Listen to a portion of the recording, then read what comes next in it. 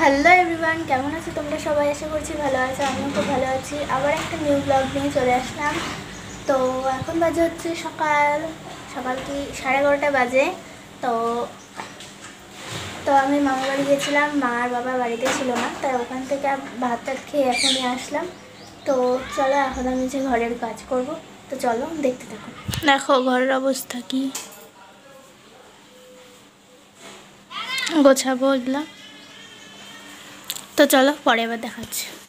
তো আজকে আমি এই যে আলমারি গোছাবো, আর আলমারি গোছাতে গিয়ে দেখি যে আরশোলা ঢুকে কি অবস্থা। আর তখনই আমি যে অ্যালবামটা খুঁজে পেলাম। তো দেখো এই যে এটা মার ছবি আগে, আর এই যে আমার এটা নাচের ছবি। এটার মধ্যে কোনটা আমি কমেন্টে জানিও।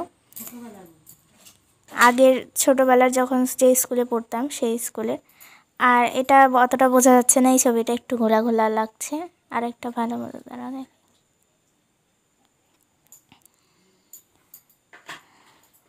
আর এটা হচ্ছে যে নাচের ছবি। আর এই দেখো আমার ছোটবেলার ছবি, চিনতে পারছো আমাকে? আর এই দেখো ঘরের কি অবস্থা। দেখো এই যে আমার গোছানো হয়ে গেছে। এই পাশেরটা আজকে গোছালাম, কালকে ওই পাশেরটা গোছাবো।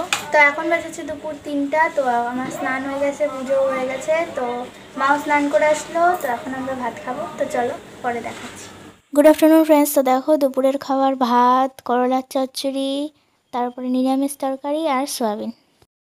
Good evening friends. তো দেখো বিকেলের খাবার আমার আর বাবার জন্য লাল চা, আর মার জন্য দুধ চা আর বিস্কুট। আর দেখো এই যে বাবা চা খাচ্ছে, আর বাবা আজকে এই পুজোর আগে আগে জ্বর বাঁধিয়ে ফেলেছে। এখন কী হবে জানি না।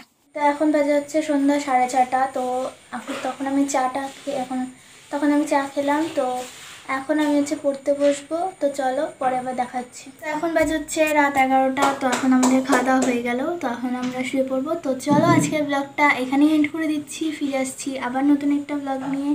ততক্ষণের জন্য টাটা, গুড নাইট।